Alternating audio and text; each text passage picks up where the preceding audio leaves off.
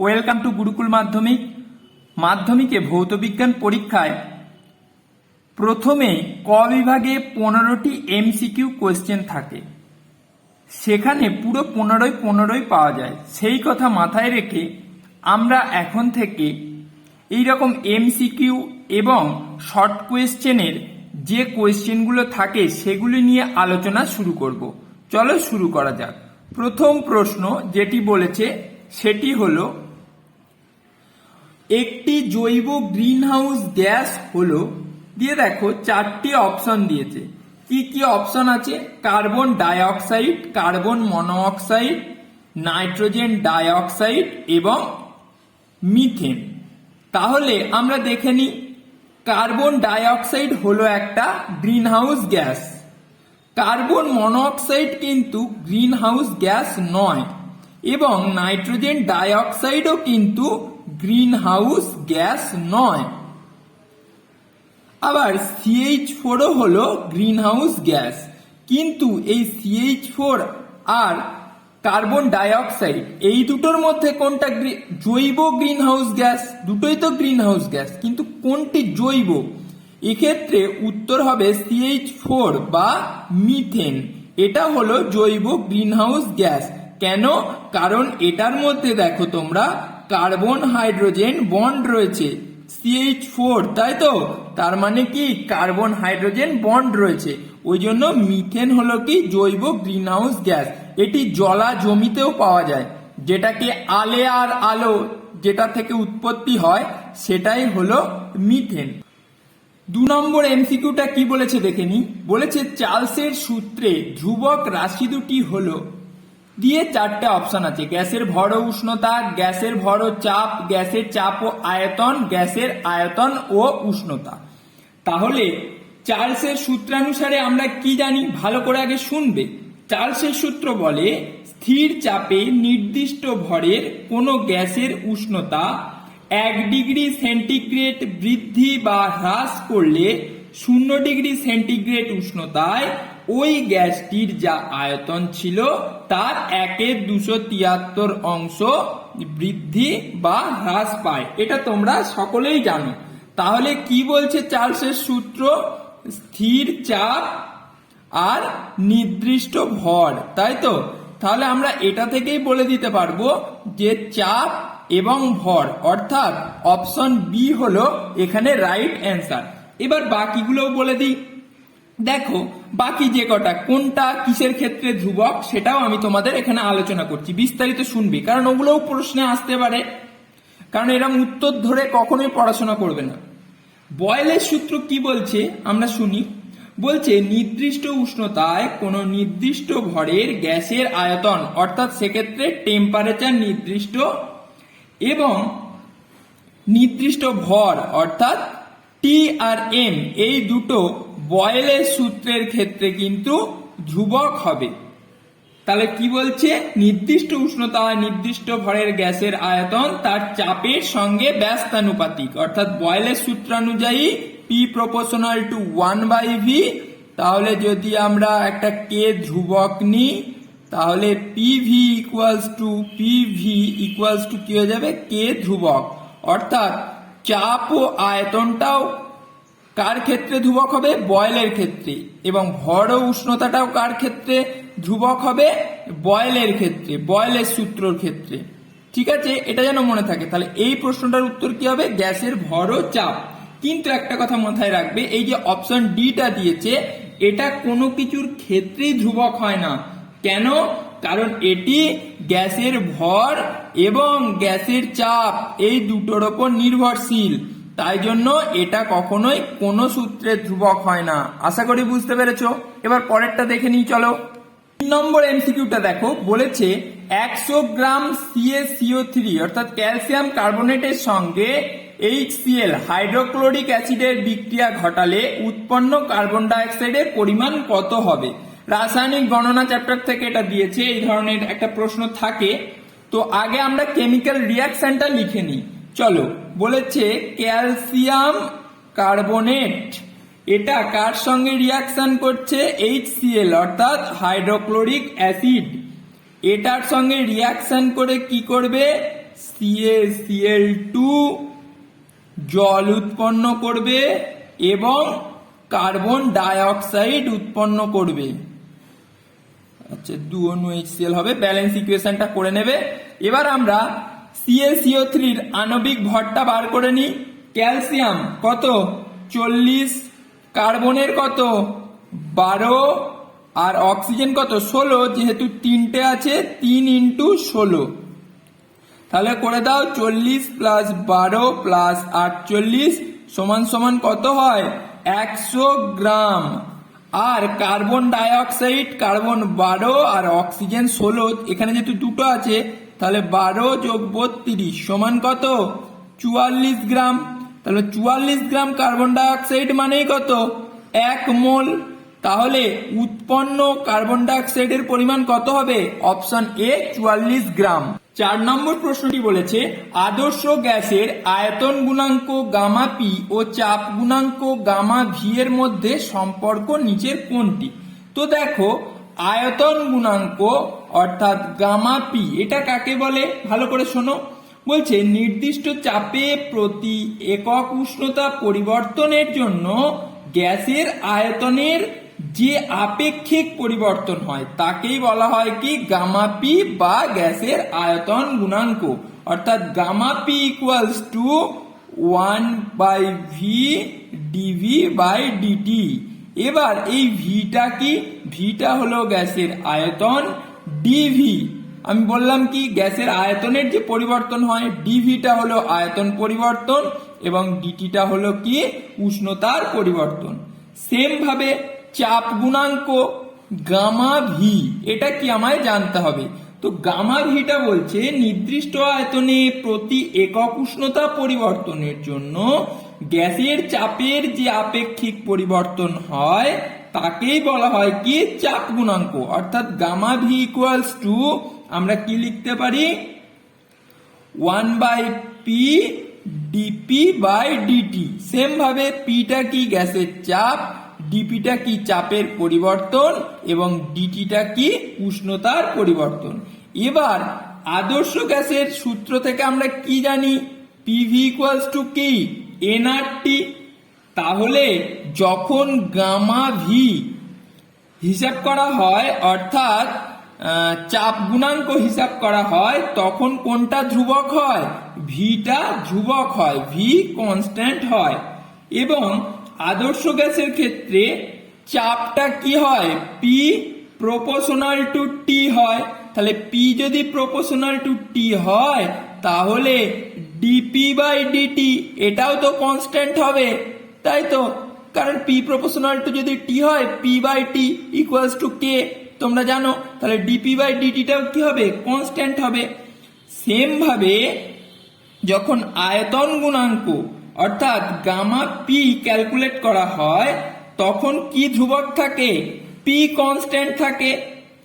আর আদর্শ গ্যাসের ক্ষেত্রে ভি প্রপোর্শনাল টু টি, তাহলে ডিভি/ডিটিটাও কি হবে? ডিভি/ডিটিটাও কনস্ট্যান্ট হবে। অর্থাৎ এই যে পিভি ইকুয়ালস টু এনআরটি এই ইকুয়েশন থেকে আমরা বলতে পারি স্থির চাপ ও আয়তনে উভয় ক্ষেত্রেই টেম্পারেচার বৃদ্ধির সাথে সাথে কি হয় আয়তন ও চাপ উভয়েই সমানুপাতিক হারে বাড়ে। অর্থাৎ gamma P equals to gamma V হবে এই প্রশ্নটার উত্তর। অর্থাৎ option B is the right answer. 5 নম্বর প্রশ্নটি বলেছে মোটর গাড়িতে ভিউ ডিফাইন্ডার হিসেবে কি ব্যবহার করা হয়?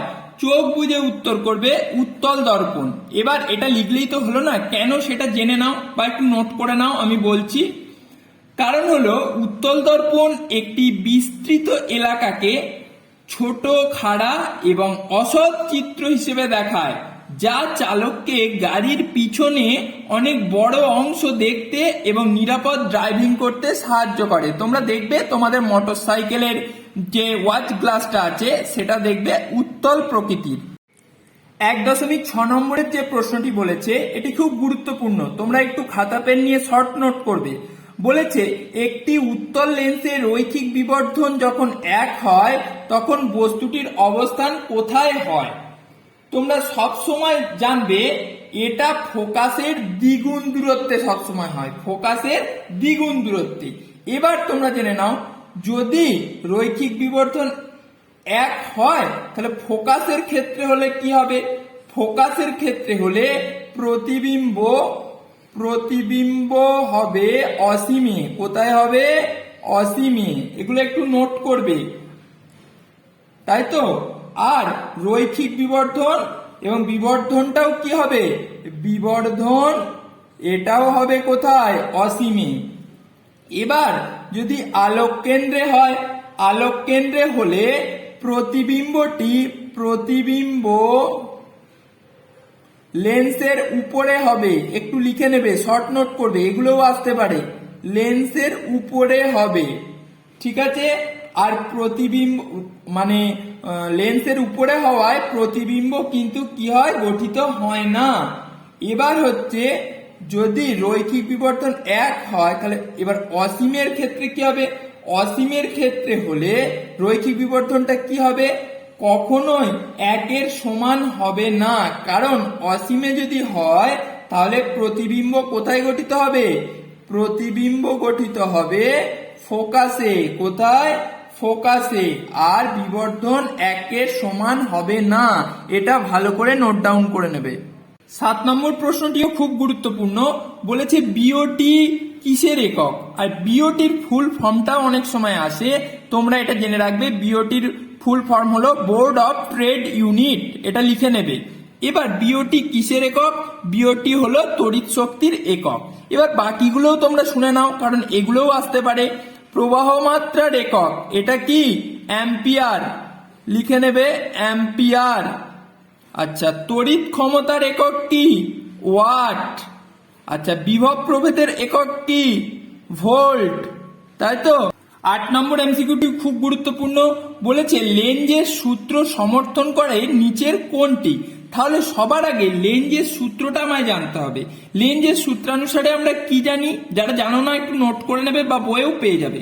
লেঞ্জের সূত্র বলছে একটি পরিবাহীতে আবিষ্ট তড়িৎ প্রবাহের দিক এমন হয় যা চৌম্বক ক্ষেত্রের পরিবর্তনকে বাধা দেয় এবং এই বাধার বিরুদ্ধে কাজ করার জন্য যান্ত্রিক শক্তিও ব্যয় হয়, যা পরে তড়িৎ শক্তিতে রূপান্তরিত হয়। অর্থাৎ এখান থেকে আমরা কি দেখতে পেলাম? এখান থেকে দেখতে পেলাম লেঞ্জের সূত্র শক্তির সংরক্ষণ সূত্রকে সমর্থন করে। আশা করি বুঝতে পেরেছো, এটা খুব ইম্পর্টেন্ট এবং লেঞ্জের সূত্রটাও তোমরা রেডি রাখবে। 9 নম্বর প্রশ্নটা বলেছে ভেদন ক্ষমতা অনুসারে নিচের কোন সম্পর্কটি সঠিক? দেখো, আমরা জানি বিটা রশ্মির ভেদন ক্ষমতা কিন্তু আলফা রশ্মির কত গুণ? 100 গুণ।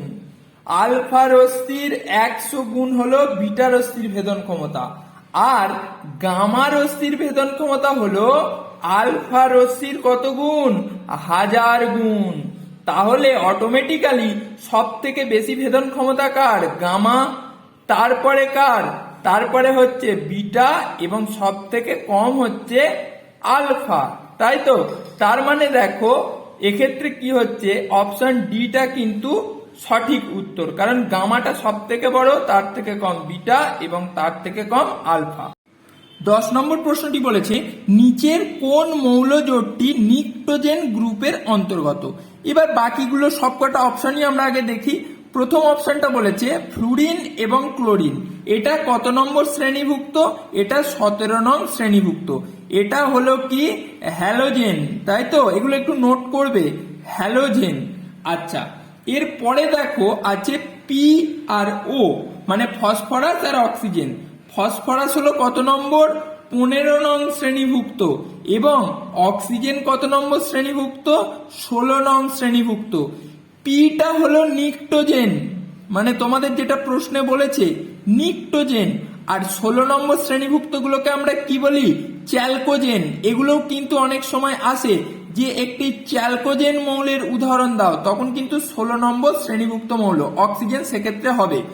এবার হচ্ছে কে আর এন এ, পটাশিয়াম আর কি সোডিয়াম, এটা কত নম্বর শ্রেণীভুক্ত? 1 নং শ্রেণীভুক্ত। এগুলোকে আমরা কি বলি? ক্ষার ধাতু। তাহলে দেখো জোড় বলেছে, কোন মৌল জোড়? এবার দেখো এই যে অপশন ডি তে আছে নাইট্রোজেন এবং ফসফরাস, এরা কিন্তু উভয়েই 15 নং শ্রেণীভুক্ত। সুতরাং 15 নং শ্রেণীভুক্ত মৌলগুলোকেই আমরা কি বলি? নিক্টোজেন মৌল। তাহলে অপশন ডি হবে এক্ষেত্রে রাইট অ্যান্সার। আশা করি বুঝতে পেরেছো। প্রশ্নটি বলেছে নিচের যে মৌলগুলো আছে বা অণুগুলো আছে কোনটাতে ত্রিবন্ধন দেখা যায়, অর্থাৎ ট্রিপল বন্ড। চলো দেখে নি। প্রথমে বলেছে CH4, CH4 এর স্ট্রাকচারটা আমরা দেখে নিই। প্রথমেই CH4 চতুস্তলকীয় টেট্রাহেড্রাল স্ট্রাকচার। আচ্ছা, তার মানে এখানে সবকটাই কি এক বন্ধন, দেখো কার্বন হাইড্রোজেন সিঙ্গেল বন্ড করে আছে, তাই তো। আচ্ছা, এবার কার্বন ডাইঅক্সাইড, এটা আমরা দেখে নিই। কার্বন ডাইঅক্সাইড, আচ্ছা কার্বনের যোজ্যতা যেহেতু 4, তাহলে এক্ষেত্রেও কত হলো? ডবল বন্ড হয়ে গেল। নাইট্রোজেনের ক্ষেত্রে আমরা দেখি, নাইট্রোজেনের ক্ষেত্রে একমাত্র আমরা ট্রিপল বন্ড দেখতে পাবো, এবং অক্সিজেনের ক্ষেত্রে আমরা কি দেখব? ও ডবল বন্ড ও। তাহলে কোনটাতে ত্রিবন্ধন আমরা দেখতে পাচ্ছি? নাইট্রোজেনের ক্ষেত্রে। তাহলে উত্তর হবে অপশন। পরের প্রশ্ন যেটি বলেছে যে পাত্রে তড়িৎ বিশ্লেষণ সংগঠিত হয় তার নাম কি? এটার উত্তর হবে ভোল্টামিটার, অর্থাৎ অপশন বি হবে রাইট অ্যান্সার। এটাকে অনেকে বাংলায় তড়িৎ বিশ্লেষণ কোষ এবং অনেকে ইংরেজিতে ইলেকট্রোলাইটিক সেল যেটা বলে।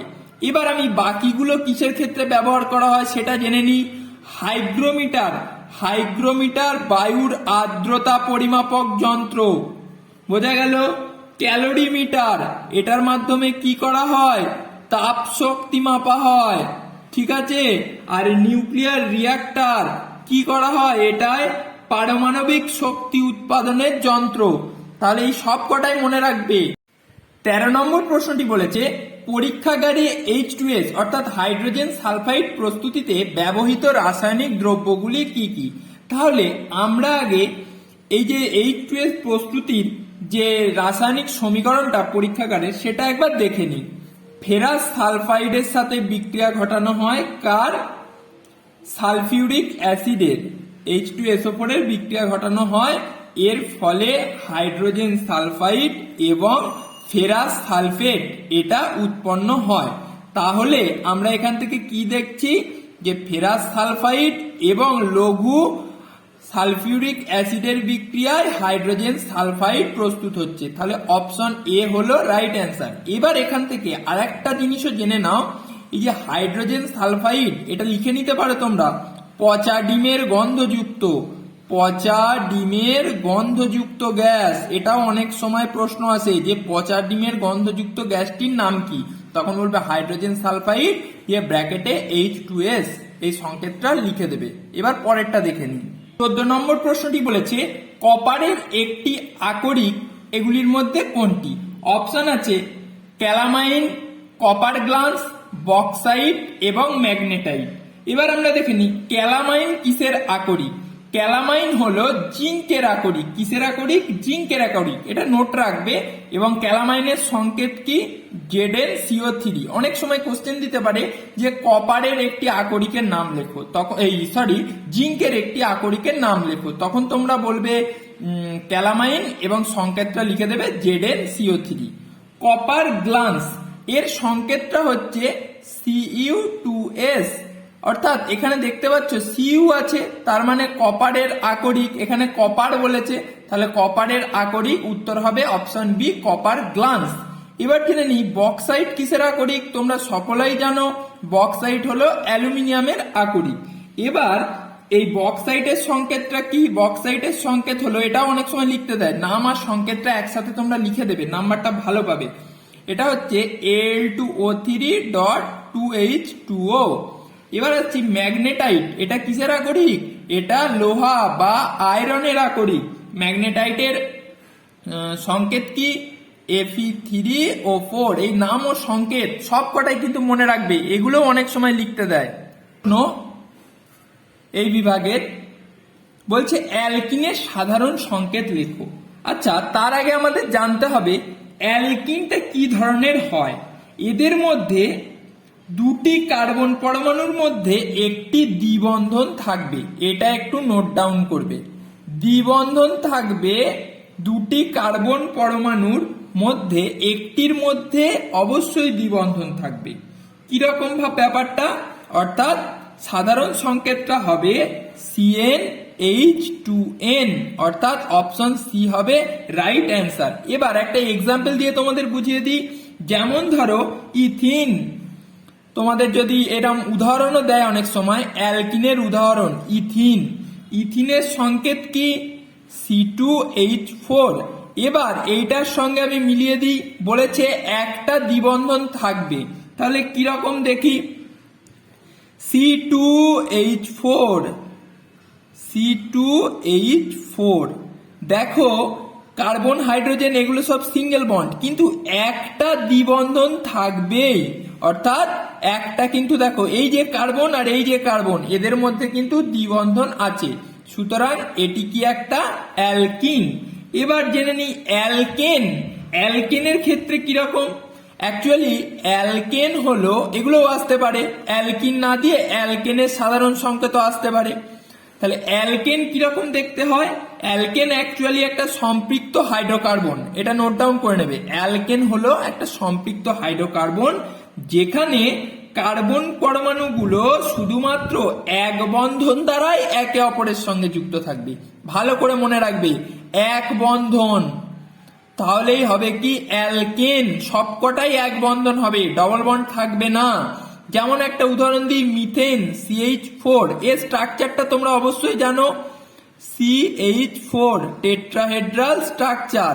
দেখো সবকটা কার্বন হাইড্রোজেন কিন্তু সিঙ্গেল বন্ডের মাধ্যমে যুক্ত আছে, অর্থাৎ এর সাধারণ সংকেত কি হবে CnH2n প্লাস 2, তাই তো, এটাকেই বলা হবে কি অ্যালকেন। আচ্ছা, এবার চলে আসি অ্যালকাইন, অ্যালকাইন, অ্যালকাইনটা কিরকম হবে, দুটি কার্বন পরমাণুর মধ্যে একটি ত্রিবন্ধন থাকবে, ত্রিবন্ধন, সেটাকে বলা হবে অ্যালকাইন।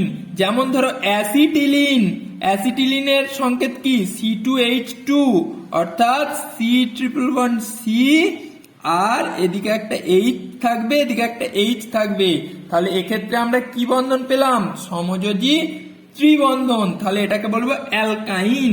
তাহলে এর সাধারণ সংকেত কি হবে CnH2n-2, দেখো n এর ভ্যালু যদি 2 হয় তাহলে C2। আচ্ছা, এবার বলেছে H2n, n এর ভ্যালু যদি 2 হয়, 2 দুগুণে কত হয় 4, 4 থেকে যদি 2 বাদ দাও কত হয় 2, তাহলে দেখো C2H2 মিলছে এটার সঙ্গে। তাহলে আশা করি বুঝতে পেরেছো। এগুলোকে খুব ভালোভাবে প্র্যাকটিস করবে এবং বারবার দেখবে, তোমরা পরীক্ষায় এতে অনেক বেশি উন্নতি করবে। আবার যে দ্বিতীয় ভাগে অর্থাৎ 2 এর ভাগের যে 21টি কোশ্চেন নিয়ে, সেটা পরের ক্লাসে আলোচনা করব। দেখা হচ্ছে পরের ক্লাসে।